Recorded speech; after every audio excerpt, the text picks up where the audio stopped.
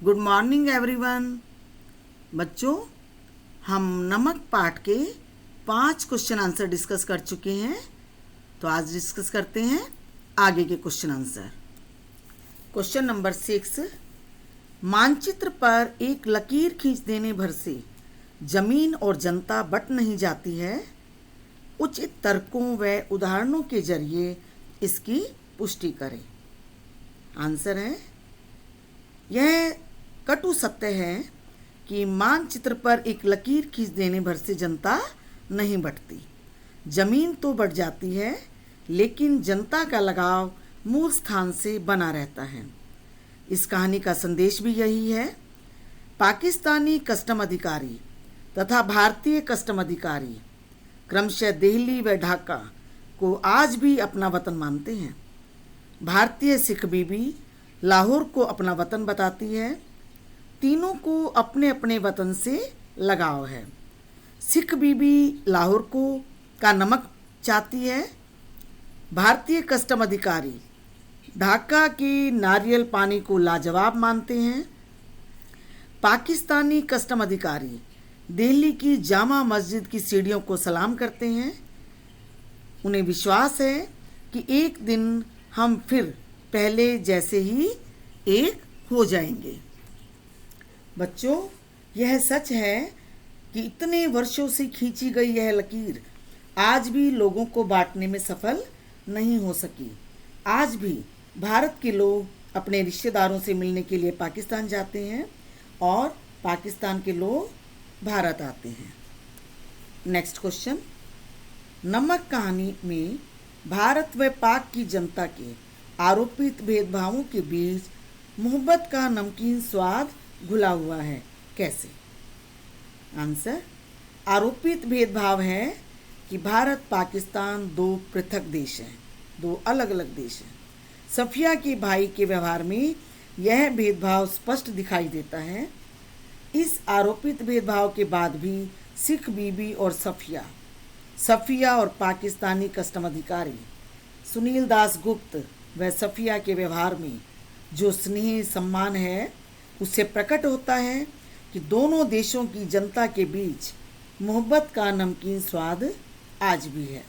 यह स्वाद इस कहानी में भी घुला हुआ नजर आता है।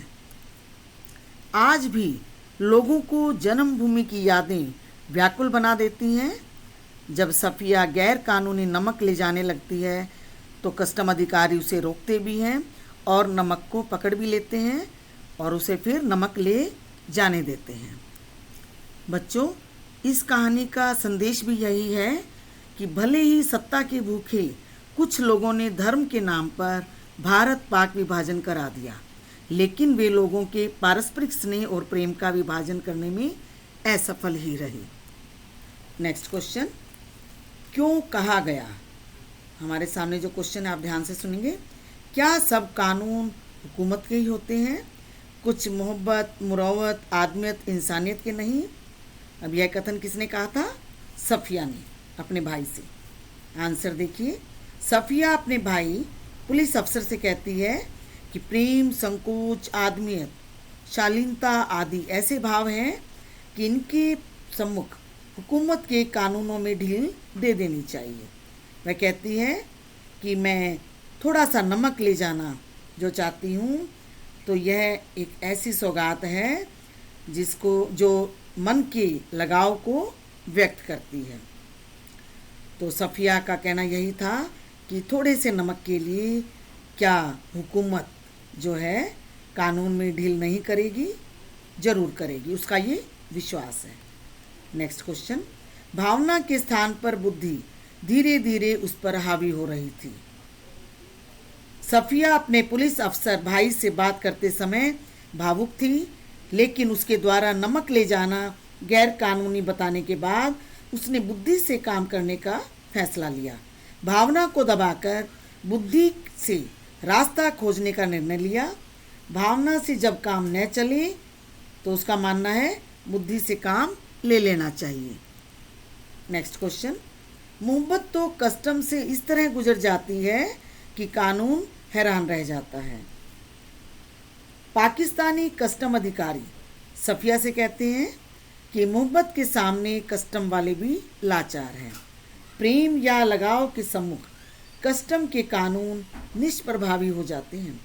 मोहब्बत कस्टम के कानून को दूर रख आसानी से आगे बढ़ जाती है। सफिया इसी आधार पर नमक लाने में सफल होती है। नेक्स्ट क्वेश्चन, हमारी ज़मीन हमारे पानी का मज़ा ही कुछ और है। अब ये बात किसने कही थी? भारतीय कस्टम अधिकारी ने, जिसका नाम था सुनील दास गुप्त। वह अपना वतन ढाका को मानते हुए वहाँ की ज़मीन और वहाँ के पानी की प्रशंसा करता है। इसका कारण यह है कि अपना जन्म स्थान सभी को प्यारा लगता है। इसीलिए कहा भी गया है कि जननी जन्म भूमि स्वर्गादपि गर्यसी। मनुष्य सारा जीवन न तो अपनी माँ को भूल सकता है, न ही जन्मभूमि को। उनसे दूर रहकर भी वह उनसे प्रेम करता रहता है। जन्मभूमि की प्रत्येक वस्तु उसे मूल्यवान लगती है। इसीलिए तो भारतीय कस्टम अधिकारी ने अपनी मातृभूमि की प्रशंसा करते हुए कहा था, हमारी ज़मीन हमारे पानी का मज़ा ही कुछ और है। बच्चों, आज का होमवर्क है कि सभी क्वेश्चन आंसर अपनी नोटबुक में लिखेंगे और याद भी करेंगे। Thank you.